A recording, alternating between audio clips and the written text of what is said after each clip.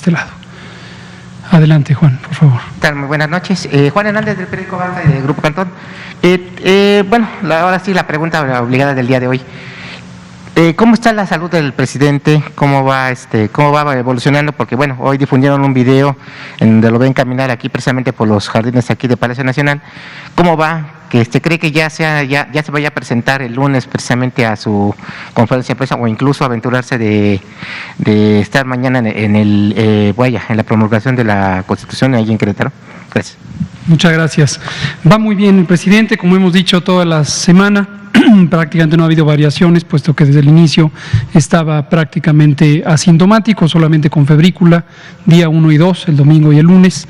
El resto, a insistencia de los médicos, cuando le preguntaban si tenía dolor de cabeza, pues dijo, pues ya, si ustedes quieren, tengo dolor de cabeza, prácticamente.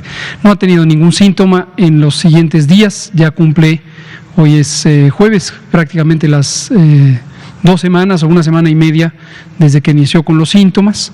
El alta médica será valorada respecto a sus actividades en el espacio público. Hay 2 perspectivas. La primera es que él esté con todos los parámetros de control, por ejemplo, de la presión, que él ha mantenido buen control, pero que pudieran haber ajustes en su tratamiento y que se pueda ya estar tranquilos de que está recuperado.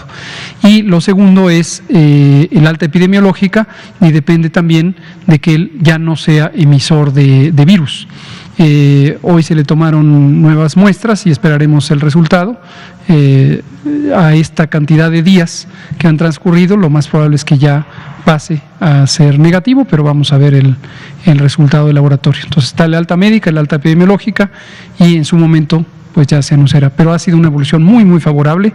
Como decía ayer, un tanto de broma, un tanto en serio, nos consta a quienes somos sus subalternos que no ha parado, porque está todo el tiempo al pendiente, particularmente del tema de las vacunas en lo que te respecta para COVID. Hoy por la mañana tuvimos videoconferencia con él, los que formamos parte del sector salud, y él directamente estaba dándonos instrucciones. ¿Podríamos saber si el presidente va a estar ya en la mañanera? Yo calculo que sí, no anticipemos vísperas. Quien tendrá que dar el alta médica es el doctor Alcocer, y el alta epidemiológica también la tendrá que autorizar él. Pero lo anunciaremos, sin duda alguna.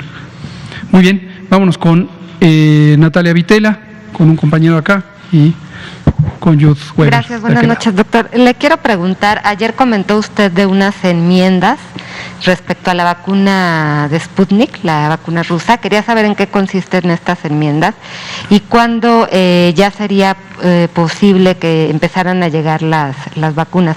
No sé si va a llegar antes la vacuna rusa que la propia vacuna de Pfizer. Esa sería una pregunta. Es una buena... Hay que hacer una quiniela, no lo sabemos. Respecto a las enmiendas, como le comentaba ayer en la postconferencia, fueron realmente enmiendas menores. Se encontró que faltaba un punto y coma, se encontró que un inciso estaba mal calificado. En fin, nada relevante, nada sustantivo. No ha habido cambios sustantivos en el convenio o contrato, y hemos estado justo en el envío y el retorno, la versión más reciente firmada ya por el doctor Alcocer, y para nosotros final está ya en Rusia, y esperamos que mañana temprano, al amanecer mexicano, ya tengamos ahora sí la versión final que ellos hayan no solo autorizado, sino firmado. Respecto a los tiempos de entrega, tenemos en este momento la noción, lo acordado con ellos es que una vez que nos manden firmado el contrato, nos mandarán en 48 horas la tabla de tiempos de entrega con detalle. Respecto a la pregunta que también usted hacía ayer o anteayer, estamos también en el proceso de contratación de la empresa de paquetería que transportará el producto de Rusia hacia México. Y también le quiero preguntar sobre la plataforma para vacunación de adultos mayores. Quiero saber cuántos registros llevan hasta el momento, y también están o se continúan haciendo estas llamadas telefónicas a adultos mayores. Hay como una confusión entre si es personal de salud o quién les está marcando. Gracias. Cómo no, muchas gracias. Aquí le doy casi 500,000 de registros, nos informa Emiliano Calderón, nuestro colega de Política Digital Nacional. Las llamadas telefónicas, sí, efectivamente, sobre todo en el área rural, que es donde sabemos que hay menos acceso a la Internet, se siguen haciendo las llamadas. Las llamadas tienen múltiples propósitos. Uno de los principales es identificar la vigencia de los datos de residencia de las personas. Hay personas que se mudan, hay personas que desafortunadamente fallecen, insisto, no necesariamente por COVID, se han hecho ya varias llamadas y se ha identificado hasta un 7% de personas que fallecieron desde la última vez que fueron registradas, y no parece ser que la mayoría lo haya sido resultado de COVID, sino de causas varias, sobre todo las personas de edad más avanzada. Entonces estas llamadas seguirán en paralelo y, como decíamos en la infografía que se presentó y que está en la propia plataforma, el ciclo tiene los dos elementos, la llamada y el registro en plataforma. Para las personas que logran registrarse, tengan la tranquilidad de que ya no tienen que hacer algo adicional, simplemente esperar. Se les contactará si así hace falta, si no hace falta no se les contactará de momento, y cuando ya lleguen las vacunas y ya se hayan establecido los puntos específicos de arranque de la vacunación, entonces se les llamará para corroborar que han recibido información de la cita que tendrán al punto exacto de vacunación. Con respecto a las pruebas del presidente, ¿cuándo se hizo la última prueba? Hoy. ¿Qué resultado? Estamos esperando el resultado. Ok, gracias. Si sale positivo todavía, ¿tendría que volverse a hacer otra prueba? Desde el punto de vista epidemiológico, sí. Desde el punto de vista médico o clínico, en realidad ya no.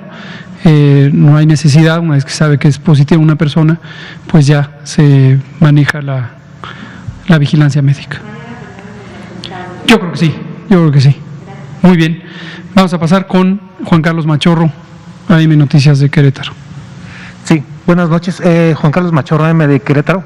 Doctor Ernesto, esta cuestión que usted comentó de que se está todavía investigando esta mutación de Jalisco, ¿cómo van en esa investigación? ¿Cuándo se sabría si, como usted expuso, sería solo una mutación o si puede llegar a ser una variante? ¿Cuándo tendrían ustedes ese conocimiento? Y en dado caso que sí fuera una variante, ¿qué sucedería? O sea, ¿qué es lo que se tendría que investigar en Jalisco para, pues, si llegase a ser una variante, no se expanda más, o cómo estaría el tema? Y si me permite, doctor Gatell, nos han llegado diversas denuncias sobre falta de medicamentos para diversas enfermedades, no solo nosotros, sino diferentes medios de comunicación lo han documentado. ¿Qué sabe usted al respecto? ¿Esto se puede solucionar con el instituto que el presidente ha anunciado para compras directas de medicamentos, todo esto? O sea, la Secretaría de Salud participaría en ese instituto que no sé si ya se haya conformado, o sea, el que se hablaba que para compras directas de medicamentos a los diferentes laboratorios internacionales. Ahorita le Gracias. comento. Adelante, estimado Ernesto. Sí, gracias. Gracias, buenas tardes, muchas gracias por la pregunta. Mira, el día de hoy acabamos de recibir, o estamos recibiendo en estos momentos, las muestras de las 4 muestras que nos informaron que presentan esta mutación, que se encontró por medio de una diferenciación alílica por PCR. Es una tecnología que nos permite saber si está ausente o presente una mutación, pero no vemos la mutación. Entonces, el día de hoy y mañana estaremos haciendo las primeras pruebas con únicamente la espícula para secuenciar un pequeño fragmento, y el día martes ya tenemos programado realizar la corrida de secuenciación de genoma completo. No podemos estar secuenciando diario porque tenemos que juntar bastantes muestras para hacer eficientes nuestras pruebas. Entonces, esto está programado para el día martes y estimamos unos 8 días en terminar la secuencia de genoma completo. En dado caso de que se confirmara alguna variante de interés o alguna secuencia genómica que pudiera ser de interés, en automático le informamos mediante una nota técnica a la Dirección General de Epidemiología, al doctor José Luis Salomía, y ellos realizan todo un cerco epidemiológico en el sitio, hacen rastreos, buscan si tiene antecedentes de viaje, si no tiene antecedentes de viaje, si todos sus contactos, etcétera, para poder hacer un trabajo integral a nivel epidemiológico. y empezar a ver características clínicas, características específicas de los pacientes, tomas de muestras, cuándo fueron, cuál fue su evolución, cuál es su estatus actual. Todo eso se tendría que hacer en dado caso de que encontráramos alguna especie de variante. Sin embargo, reitero, hasta que no tengamos la secuencia de genoma, vamos a poder definir esto. Muchas gracias. Sobre el otro tema de medicamentos, no identifico a qué se refiere con un instituto especial para comprar medicamentos, no conozco que haya tal cosa. Quizá lo que se está usted refiriendo es al INSABI, el Instituto de Salud para el Bienestar, que fue establecido al inicio del año pasado. Se anunció que iba a crear una oficina directa para la compra de medicamentos, para los ahorros y toda esta cuestión, y que sean compras directas para los diferentes organismos de la Federación, a los laboratorios internacionales, para evitar triangulaciones, intermediarios, etcétera. No sé si usted sepa algo. Vamos a investigar y le comento, no identifico Gracias. a qué se refiere con eso, pero lo investigamos. Muy bien, Jude Weber, Financial Times. Muchas gracias, doctor. Tengo una pregunta para usted y Por favor. una pregunta también para el doctor Ernesto. Para usted, el presidente en su video habló de adelantar la próxima entrega de la vacuna Pfizer al día 10, que es lunes. Sin embargo, creo que usted en el Pulso de la Salud esta semana hablaba del 15. ¿Qué hay de cierto? ¿Va a ser el 10 o el 15 o no se sabe todavía? ¿Cómo no?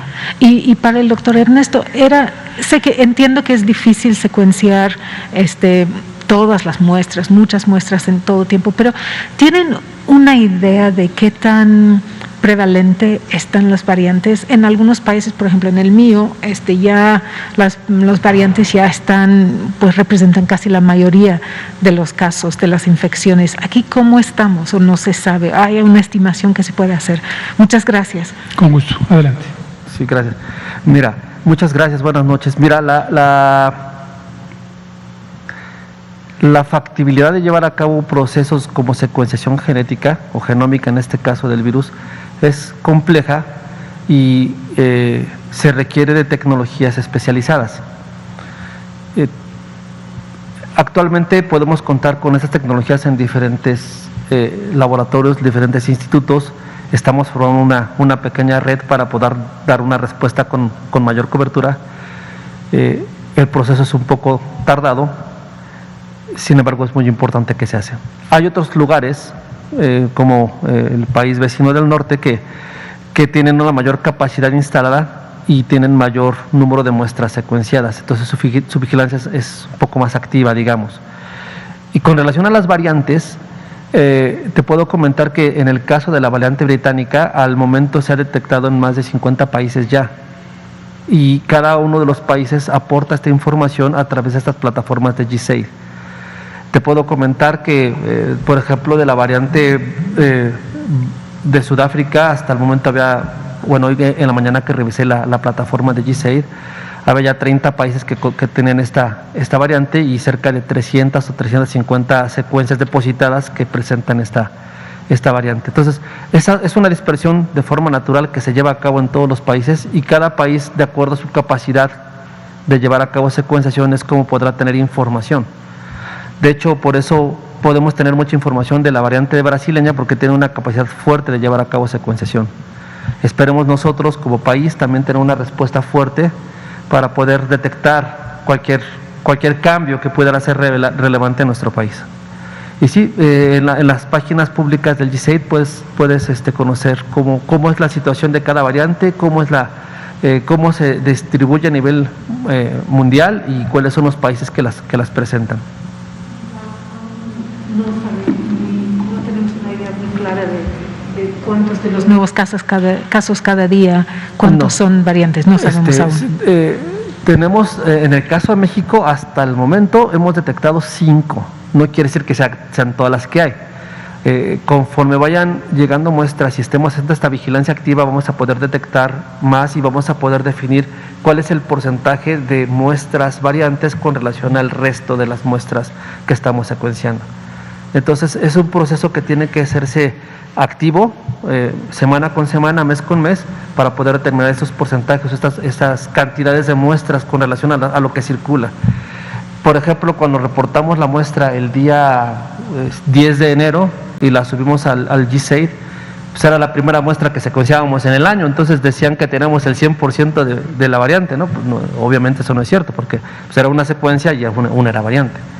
Pero ahorita que ya llevamos un buen número de muestras secuenciadas, pues no estamos encontrando variante inglesa en todos los casos que estamos secuenciando en el país. Ya cada país tiene sus datos y los datos están públicos en las plataformas de depositarias de secuencias.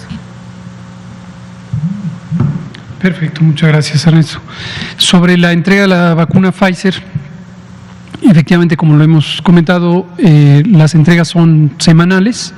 Desde hace algunas semanas Pfizer anunció, tanto públicamente como desde luego nos lo comunicó a nosotros oficialmente, que ampliaba su planta productora de vacunas para el mercado internacional fuera de Estados Unidos. Hay una planta que está en Bruselas, Bélgica, para el resto del mundo, que no sea de Estados Unidos. Pfizer es una empresa de Estados Unidos, y hay una planta en Estados Unidos para la fabricación de vacuna específicamente para Estados Unidos. Y dada la enorme demanda de vacuna que hay en varios países del mundo, se vio la necesidad de ampliar. Por razones técnicas, tienen que parar la planta para hacer las remodelaciones y después ya reiniciarla. Ese es un factor. El otro factor que también en su momento comentamos, incluso el propio presidente, es que Pfizer se comprometió con el mecanismo COVAX, el mecanismo solidario multinacional organizado por la OMS, para distribuir vacunas en forma equitativa, lo cual felicitamos y celebramos en el caso de Pfizer, y eso a su vez hace que haya mayor presión de demanda para la compañía. Y en términos netos, a lo que llevó para México es que se suspendieran las entregas de la última semana de enero y las 2 primeras semanas de febrero, con un plan de restituir a partir del 15 de febrero. Hace unos pocos días, no recuerdo exactamente cuántos, me parece que hace una semana, sí, fue hace una semana, el 19 de enero, el presidente habló la semana previa al 19 de enero, el presidente habló con el gerente general de Pfizer y le solicitó que explorara la posibilidad de que de lo que nosotros vamos a recibir el 15 de enero, que incluye lo originalmente programado más una compensación para reparar el faltante de abasto, nos pudieran adelantar al menos una semana entre el 8 y el 10 de febrero. Pero el viernes reciente la Unión Europea, esto se ha comunicado, la Unión Europea tomó una serie de resoluciones que tienen que ver con los controles de salida, de exportación de los productos de las vacunas fuera del territorio europeo, el territorio de la Unión Europea, y esto es una restricción externa a Pfizer, independiente del contrato, desde luego externa a las decisiones que puede tomar México, y afecta a todos los países que tenemos contratos con Pfizer y por lo tanto recibimos producto desde la planta de Bélgica. Ante esa situación, pues Pfizer nos ha comunicado que está en imposibilidad de cumplir con la petición que ha hecho el presidente López Obrador, y entonces el siguiente embarque vendrá el 15 de febrero. Muchas gracias. Adelante, Arturo Contreras, pie de página. Muy buenas noches, gracias. Arturo Contreras, de Pie de Página. Una par de dudas sobre las variantes. Hay muchos expertos en Brasil que están preocupados por algo que llaman la evolución convergente, ¿no? Que es que varias combinaciones de mutaciones empiecen a producir nuevas variantes. No sé si nos pudiera explicar un poco más al respecto y saber si se han hecho secuencias en personas reinfectadas, ¿no? Para un poco descubrir cómo se da este fenómeno de reinfección y cómo podría funcionar un poco la inmunidad.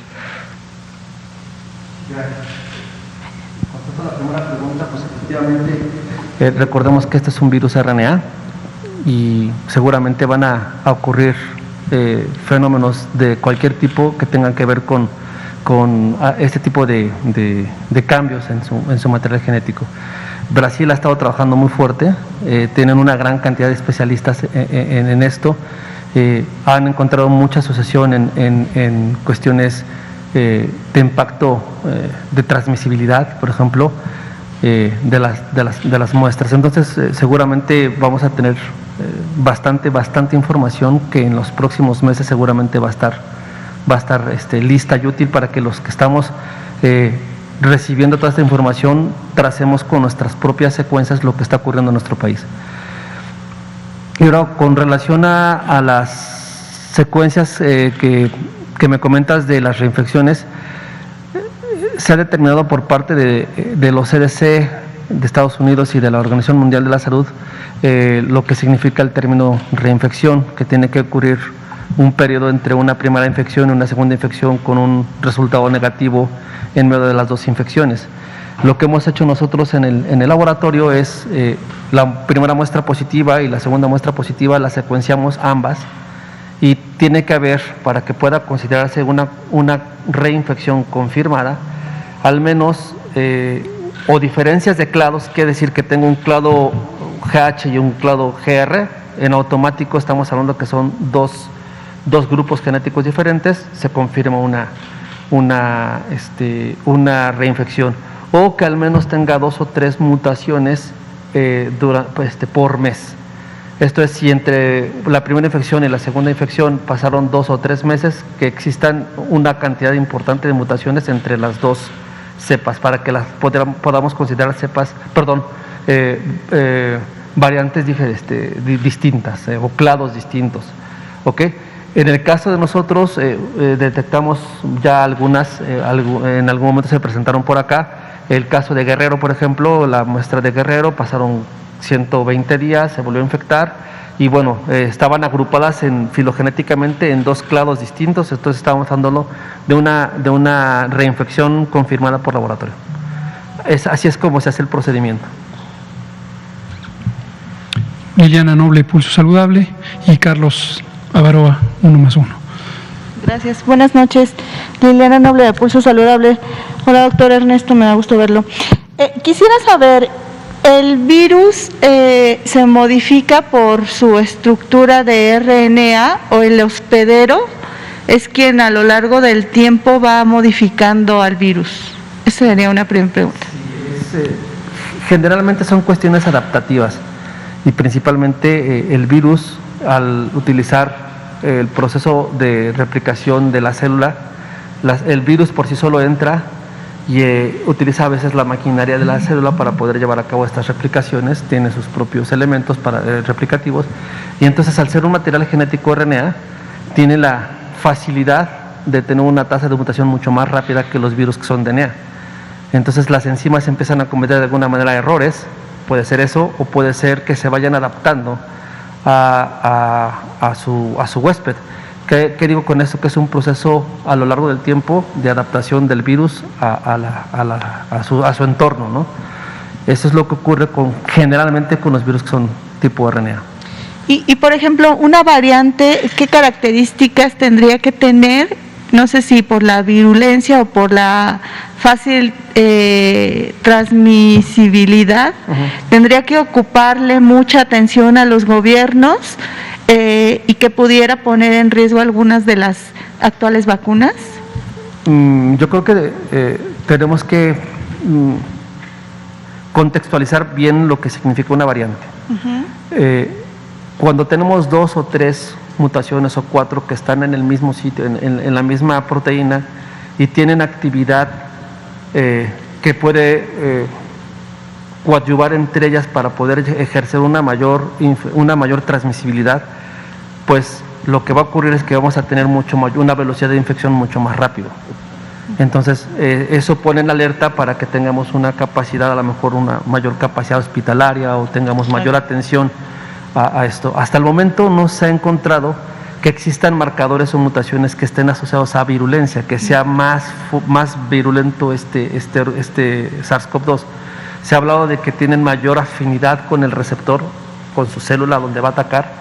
Se ha hablado que puede de repente el virus tener una evasión a una respuesta inmune, los anticuerpos no atacan al virus. Se ha hablado hay varios estudios, entonces todos estos estudios, cuando convergen, cuando están en el mismo sentido, pueden ocurrir variantes que sean de interés de interés en impacto en salud pública. Por eso se tiene que informar, se tiene que compartir para que se hagan las acciones pertinentes. No nos tenemos que preocupar de estar buscando todos los linajes y todas las variantes, porque no todos son de ese interés, pero sí los que se hayan estudiado, los que estemos estudiando, los que tengan algún impacto específico, la respuesta es sí. Ejemplo, en los primeros meses del año 2020, lo que más tenemos circulando en el país era un linaje que se llamaba B.1. De las 700 muestras, 200, 250 eran genotipo, linaje B1. En los últimos 3 meses, lo que más tenemos es linaje 1.1.222, es lo que estamos observando. Ahora tenemos que, ese linaje lo tenemos que observar, ver, caracterizar, encontrar si tiene mutaciones relevantes y si eso lo tenemos, en automático lo informamos a nuestras autoridades para que tomen interés sobre lo que tengamos presente. Y finalmente, doctora Lomía, ¿cuándo considera usted que sería el momento o cuánto tiempo tendría que pasar la persona que ya tuvo COVID para poder acceder a la vacuna? ¿Días, semanas, etcétera?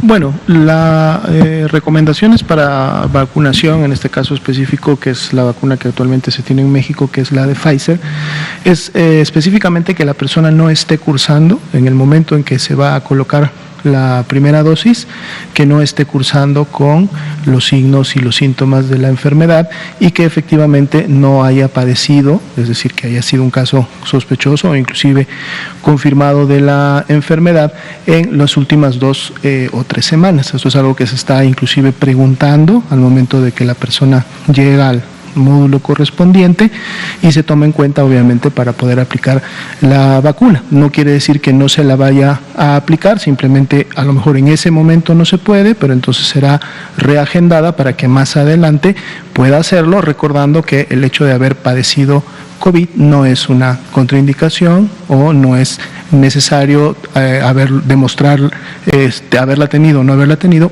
para poder recibir la vacuna. Muy bien, muchas gracias. Finalmente, Carlos Avaroa, 1+1. Buenas noches, doctores. Doctor, una pregunta al respecto de la saturación de hospitales. El estado de San Luis Potosí se encuentra en semáforo rojo. Lectores de esa zona nos reportan que el Hospital General del municipio de Río Verde está completamente saturado, ya no hay disponibilidad de camas en este hospital. Si tuviera algún dato que nos pudiera brindar y qué alternativas se le podría brindar de parte de la Secretaría de Salud a la población de esa región. Gracias. Con gusto. No tengo el dato específico de lo que está ocurriendo en San Luis Potosí a nivel de ese detalle, pero sí le comento a la población de San Luis Potosí lo mismo que le comento a toda la población del país. Es muy importante llamar al 911. ¿Qué es lo que está ocurriendo? Y ha venido ocurriendo por varios meses, que las personas van a un hospital, lo encuentran ocupado y entonces tienen que buscar otro hospital, lo encuentran ocupado, tienen que buscar otro hospital, lo encuentran ocupado. Esto desde luego ocurre en los estados cuando se encuentran en mayor porcentaje de ocupación, muy distinto a lo que está ocurriendo en los estados que tienen mínima ocupación, Campeche, Chiapas, varios de los estados que están en el semáforo amarillo en este momento. Pero durante la etapa en que se encuentran en el semáforo rojo, en este momento los principales siguen siendo la Ciudad de México, la zona conurbada del Valle de México en el Estado de México y Nuevo León, encuentran esta situación. Entonces, para eso está el Centro Regulador de Urgencias Médicas, 911, 911 es el número universal de atención de emergencias en México. De hecho, en muchos países es el mismo número. Este sistema es un centro telefónico que está regionalizado. Si yo tomo mi teléfono y marco 911 aquí en la Ciudad de México, me va a tener información, me va a contestar una persona y me va a tener información sobre lo que ocurre en la Ciudad de México. Si yo estoy en Río Verde, San Luis Potosí, y marco 911, tendrán información sobre lo que ocurre en San Luis Potosí. Y esta es la manera de tener información en tiempo real sobre la ocupación hospitalaria. Y eso lo que facilita es que se le pueda orientar a la persona y decirle: no intente ir a ese hospital porque está lleno, en cambio intente ir a este otro hospital. Recordar que durante todo este tiempo gracias a que desde abril se firmó un convenio interinstitucional, la derechohabiencia no es un límite y se puede atender una persona, se debe de hecho atender una persona que se encuentre en una necesidad urgente, aun cuando no tenga derechohabiencia de una institución en particular. Entonces, esta es la recomendación que le doy a quien viva en Río Verde, San Luis Potosí, tanto como cualquier persona que viva en otra entidad federativa. Muchas gracias. Aquí terminamos, ya no nos da tiempo, son 19:59, pero mañana continuamos y seguiremos informando tanto del estado que guarda la epidemia como de la vacunación contra COVID. Le agradecemos a Ernesto Ramírez, nuestro compañero de la Unidad de Investigación y Desarrollo Tecnológico Molecular del INDRE, y seguimos. Muchas gracias.